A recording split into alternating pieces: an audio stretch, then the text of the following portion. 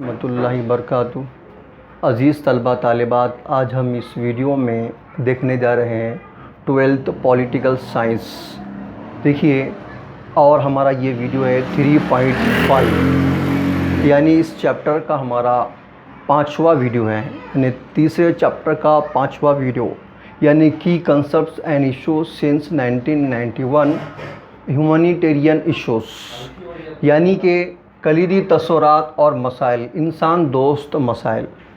اب انسان دوست مسائل جو ہے، اس میں ہم یہ دیکھنے جا رہے ہیں، جیسے کہ پریویس ویڈیوز میں ہم نے دیکھ چکے ہیں ماحول کسے کہتے ہیں، پائیداریت کسے کہتے ہیں، ہے نا، اور پھر ماحول کے جو ہونے والے اثرات کیا ہے دنیا پر، اور اب پھر دیکھ چکے ہم نے غریبی کسے کہتے ہیں، ہے نا۔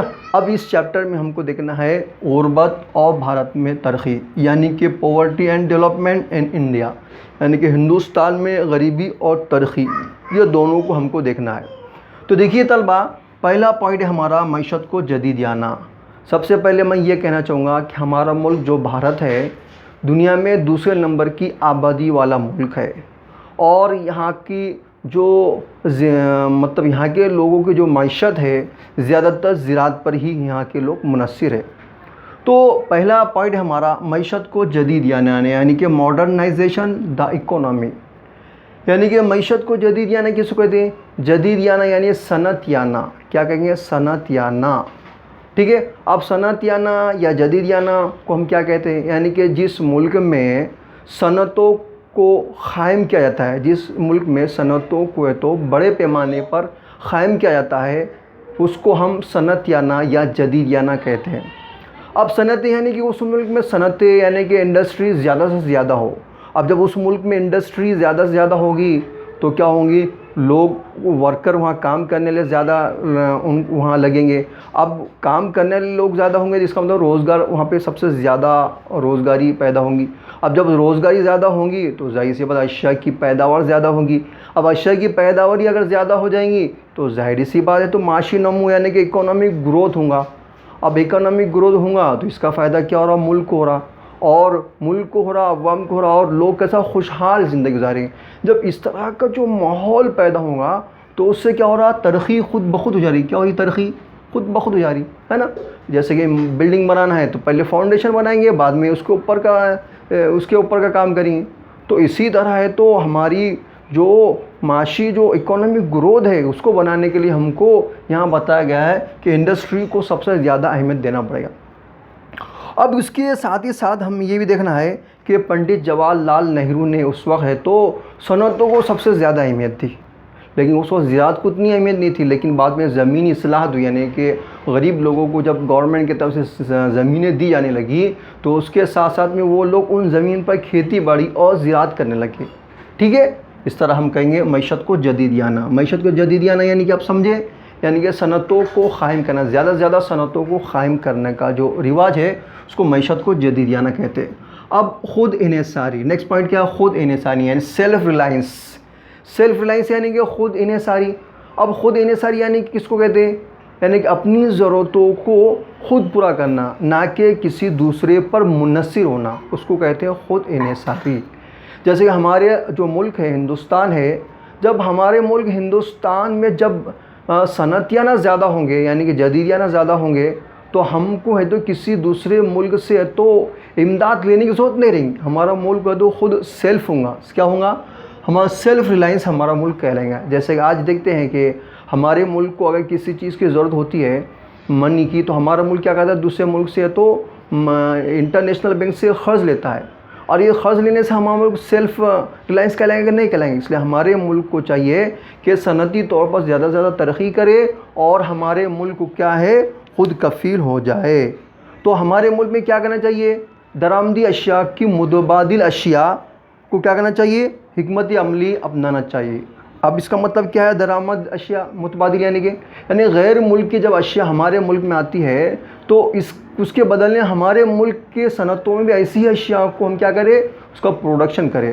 جب ہم ہمارے ملک میں ہمارے صنعتوں میں غیر ملکی اشیاء کے جیسا پروڈکشن کریں گے تو ہمارے ملک کے لوگ جب سودیشی مال پر زیادہ توجہ دیں گے تو اس سے کیا ہوگا؟ ہمارے ملک کی اشیاء کا کیا ہوگا؟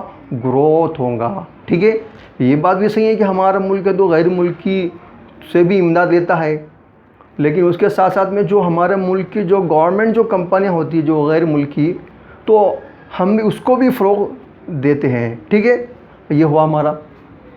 उसके बाद है सोशलिस्ट तर्ज का समाज में मसावत और समाजी इंसाफ। अब किससे कहते हैं समाजी इंसाफ, सोशलिस्ट किससे कहते हैं? अब देखिए दुनिया में जो मईशत जो है 3 तरह की होती है, एक होती है सोशलिस्ट, दूसरा सरमायादाराना, और तीसरा होता है कि मखलूत मईशत कहलाते हैं। अब सोशलिस्ट यानी कि ऐसी मईशत जिसमें सारा इंतज़ाम हुकूमत जिसका है तो हुकूमत के निगरानी में होता है और हुकूमत ही अपने तौर पर उसको चलाती है। जितने भी कंपनी वगैरह इंडस्ट्री होती है सब गवर्नमेंट की ही होती है और गवर्नमेंट ही चलाती है। ठीक है, उसको कहते हैं। जहाँ पे प्राइवेट सेक्टर ज़्यादा होते हैं, प्राइवेट सेक्टर ही होते हैं, गवर्नमेंट यानी जहाँ पर है तो गवर्नमेंट सेक्टर ही होते हैं, यानी प्राइवेट सेक्टर नहीं होते। और सरमायादाराना यानी कि जहाँ की मईशत है तो अवाम के कुछ मखसूस लोगों के हाथ में होता है, जैसे जहाँ पे प्राइवेट सेक्टर को ज़्यादा अहमियत दी जाती है। ठीक है, ये तीसरा है मखलूत यानी कि आज़ादाना आज़ादाना यानी कि मईशत, यानी जहाँ पे मखलूत या जहाँ पर है तो सरमायादाराना और इश्तराकियत यानी कि सोशलिस्ट, ये दोनों भी होती है और आज़ादाना तौर पर ये अपने तौर पर काम करते हैं। तो सोशलिस्ट तर्ज का समाज मसावत और समाजी इंसाफ, यानी कि हमारे मुल्क की हुकूमत ने ये देखा कि हमारे मुल्क की जो माशी हालत बहुत ही ख़राब हो चुकी है, तो क्यों ना हम रूस की जो सोशलिस्ट जो माशी निज़ाम है उसको अपनाएंगे। अब इसके तहत जितने भी मुल्क में जो रोज़गार के ज़राए थे जिनसे रोज़ी रोटी हासिल की जाती है, ऐसे जो ज़राए कंपनीज़ हुकूमत ने अपने अंडर में ले ली। अब वो हुकूमत के थ्रू ही है तो रोज़गार का काम अंजाम होने लगा और हुकूमत ही है तो तमाम लोगों को रोज़गार देने लगी, नौकरियां देने लगी, है ना। और इस तरह हुकूमत के ही अंडर में रहकर गवर्नमेंट के थ्रू ही ये काम होने लगा, जिसको हम क्या कहते हैं इश्तराकियत, या जिसको हम सोशलिस्ट मईशत कहते हैं। इसमें समाज के तमाम लोगों के साथ इंसाफ किया जाता है और मसावत की जाती है, तमाम को बराबरी है तो तमाम लोगों में जो माशी निज़ाम कैसा तो बराबर होता है। ठीक है, माशी निज़ाम बराबर होता है, इसको हम कहते हैं। इसी के तहत हमारे मुल्क की हुकूमत ने क्या किया, हमारे मुल्क की माशत को अगर बेहतर बनाना है तो उसके लिए हमारी मुल्क की हुकूमत ने क्या की, तमाम मुल्क के जो इंडस्ट्रीज़ है उसको अपने अंडर में ले ली और उसके फिर मंसूब बनाया यानी 5 साला मंसूब बनाया, यानी कि 5 साल में मुल्क की हुकूमत की मईशत क्या रहेगी, वो एम्स तय किए, उसका मकासद तय किए गए और फिर 5 साला मंसूब बनाया गया। और फिर उस मंसूबे को पूरा करने के लिए मईशत कमीशन बनाया। क्या बनाया उसने, प्लानिंग कमीशन। क्या बनाया, प्लानिंग, क्या बनाया, जिसको हम प्लानिंग कमीशन कहते हैं। ठीक है, तो प्लानिंग कमीशन बनाया गया और इस प्लानिंग कमीशन ने 5 साला मंसूबे के तहत है तो अपना काम करने लगा।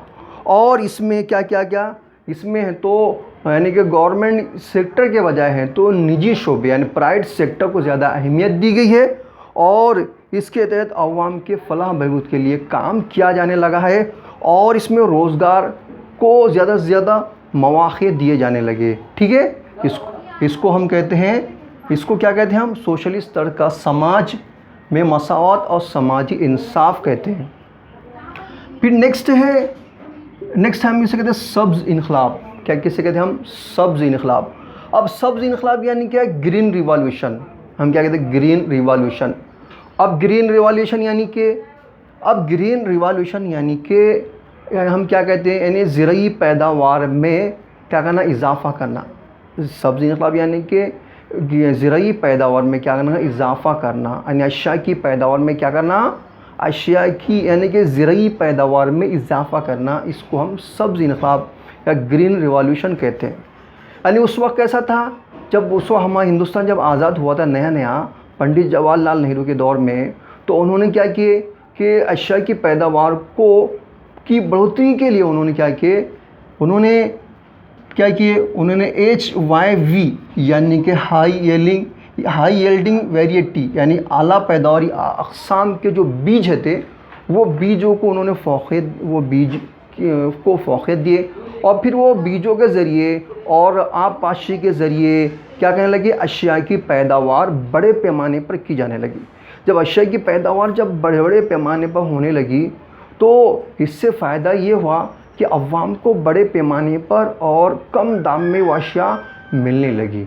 اور یہ جو دور تھا نا 1960 سے 1970 کے درمیان میں، کون سا، 1960 سے 1970 کے درمیان میں، کون سا، 1960 سے 1970 کے درمیان کا جو دور رہا وہ کون سا دور رہا، وہ سبز انقلاب کا دور رہا، کیونکہ اس دور میں اشیاء کی پیداوار بڑے پیمانے پر ہونے لگی۔ ٹھیک ہے، ہم نے یہ دیکھ چکے۔ اب اس کے بعد ہمیں یہ دیکھنا ہے کہ سبز انقلاب تو ہم نے دیکھ چکے ہیں، اب انشاءاللہ نیکسٹ ویڈیو میں ہم انشاءاللہ نیکسٹ ٹاپک کو دیکھیں گے، یعنی کہ سبز انقلاب ہمارا ہو چکا ہے۔ اب اس کے بعد کے جو ٹاپکس ہیں ہم اس کو اگلے یعنی کہ آنے والے نیکسٹ ویڈیوز میں اس کو پورا کنٹینیو کریں گے۔ تو میں امید کرتا ہوں کہ انشاءاللہ آپ کو میں نے ابھی تک جتنا بھی سمجھایا وہ سمجھ میں آیا ہوگا، اور اگر آپ کو سمجھ میں آیا یا نہیں آیا تو آپ کمنٹس کر کے ہم کو بتلائیے گا، اور ساتھ ہی ساتھ ہمارے اس یوٹیوب چینل جو ہے اس کو لائک، سبسکرائب اور کمنٹس کرنا بالکل نہ بھولیے گا۔ اس طرح میں اس ویڈیو کو یہاں پر ختم کرنا چاہتا ہوں۔ اللہ حافظ۔